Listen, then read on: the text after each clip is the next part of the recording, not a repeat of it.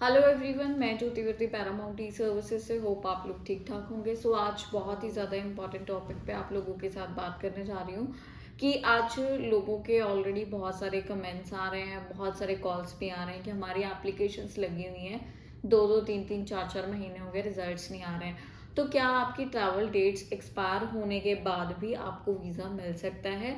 तो इसके लिए मैं आपको ये फुल वीडियो में बताऊंगी, तो आप वीडियो एंड तक ज़रूर सुनना। और अगर आप फर्स्ट टाइम मेरे चैनल पर विजिट कर रहे हो, चैनल को सब्सक्राइब कर लेना ताकि further related immigration related information आपको मिलती रहे। बात करेंगे कि आपने ट्रैवल डेट्स डाली थी जब आपने अप्लाई किया था 1 महीने बाद की, बट अभी 3 महीने हो गए, आपका रिजल्ट नहीं आ रहा है। तो नेचुरल सी बात है कि हम ऑल द टाइम यही चीज़ को सेपरेट करते हैं कि आपका पर्पस ऑफ विजिट जो है वो एक वैलिड होना चाहिए, वो प्रॉपर तरीके से एम्बेसी के पास जाना चाहिए ताकि आपको वीज़ा मिलने के चांसेस जो है वो बढ़ सके।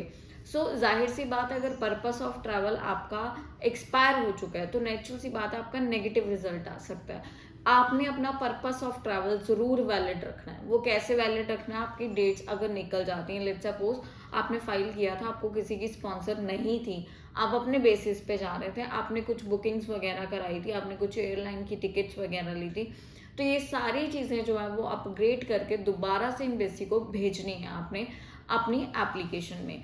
और इसी के साथ ही अगर आपको स्पॉन्सर आई थी, let's suppose somebody have some function in Canada, कि किसी का कोई फंक्शन था, कोई भी फंक्शन हो, और आपने पर्टिकुलर उसी फंक्शन पे जाना था, उसकी डेट्स निकल चुकी हैं, then you have to be arrange one new sponsor letter, ठीक है, या सेल्फ डिक्लेरेशन जिसको हम बोलते हैं, उसको अपडेट करके आपको एम्बेसी को भेजना है। जिससे क्या होगा कि आपका एक पर्पस ऑफ ट्रैवल जो है वो वैलिड रहेगा, और उसके वैलिड रहने से आपका फर्स्ट पॉइंट क्लियर हो जाएगा एम्बेसी की नज़रों में। और ये वैलिड रहने से आपका 80% केस जो है वो पॉजिटिव हो जाता है। अगर आप इसको अपग्रेड नहीं करते हो तो उन्हें ऐसा लगता है कि you are not aware about your application, कि वो कहाँ पे है, क्या चल रहा है। और आप अगर एप्लीकेशन चेक भी नहीं कर रहे हो, लाइक इन अ मंथ एक बार आपने ज़रूर चेक करना है। वंस आप अपना पोर्टल जो है वो चेक करो, अपने कंसल्टेंट के पास जाओ, क्योंकि लास्ट क्या हुआ, हमने एक एप्लीकेशन लगाई, वहाँ पे हमें क्लाइंट ने बताया कि हम वंस रिफ्यूज्ड। पहले मैंने अप्लाई किया था और वो कह रहा मेरे बायोमेट्रिक हुए हैं, बट कोई स्लिप नहीं, कोई कुछ नहीं। एक ऑफिस में गया था, वहाँ पे पता नहीं कैसे बायोमेट्रिक ले लिए, ये चीज़ हमें भी नहीं पता चली। मतलब BFS ऑफिस वो गया ही नहीं था।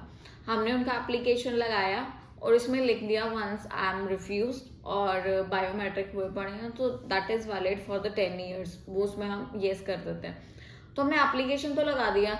अब एप्लीकेशन के बाद क्या है कि उनको बायोमेट्रिक कलेक्शन के लिए एक रिक्वेस्ट लेटर आ गया कि हमारे पास आपके बायोमेट्रिक्स है ही नहीं है, आपने कभी दिए ही नहीं है, तो आप दोबारा से हमें बायोमेट्रिक दो। फिर हमने उनकी दोबारा फीस एम्बेसी की जो है बायोमेट्रिक की पे करी, और फिर दोबारा से पिकअप हुए बायोमेट्रिक, और वो हमने भरे। और उसी के साथ ही हमने ये चीज़ भी मेंशन कर दी कि वी डोंट नो कि हमारे एजेंट ने एप्लीकेशन लगाया था कि नहीं लगाया था, बट आप हमारी एप्लीकेशन को प्रॉपर चेक करिए। तो I also don't have any refusal, मतलब अप्रोप्रिएट तो उसके पास नहीं थी। तो प्रॉपर तरीके से मेंशन किया और उनका जो है उसके बाद वीज़ा आ गया। ऐसे केसेस भी होते हैं। तो इस केसेस से बचने के लिए मैं आपको ये सजेशन दूंगी कि आप एप्लीकेशन जहाँ मर्जी से फाइल करो, not only with the Paramount, जहाँ मर्जी से फाइल करो, बट एटलीस्ट आपको पता हो कि आपकी एम्बेसी में एप्लीकेशन गई है। BFS सेंटर में ही बायोमेट्रिक्स होते हैं। प्रॉपर जब जाते हो तो प्लेसेस वगैरह को चेक किया करो, देखा करो कहाँ पे आप बायोमेट्रिक देने आए हो, क्या और भी लोग देने आए हैं, तो ये प्रॉपर चीज़ें जो है वो देखा करो। क्योंकि लोगों को नहीं पता चलता है, उनका ये प्रोफेशन नहीं है, तो वो नॉलेज लेके भी क्या करेंगे, उनको है हमने फाइल लगानी है। तो जिसके पास भी एप्लीकेशन लगाई है, रिजल्ट लेट आ रहा है, आप देखो 1 महीने में एक बार एटलीस्ट अपना पोर्टल देखो, एक बार, ज़्यादा नहीं, एक बार जाके बैठ के तसल्ली से अपना नेम ये वो सब कुछ पढ़ के चेक करो। एंड सेकेंडरी, जब भी वीज़ा या रिफ्यूज़ल आती है तब भी आप ज़रूर अपना पोर्टल पे चेक करो कि yes I got a visa and yes I got a refusal.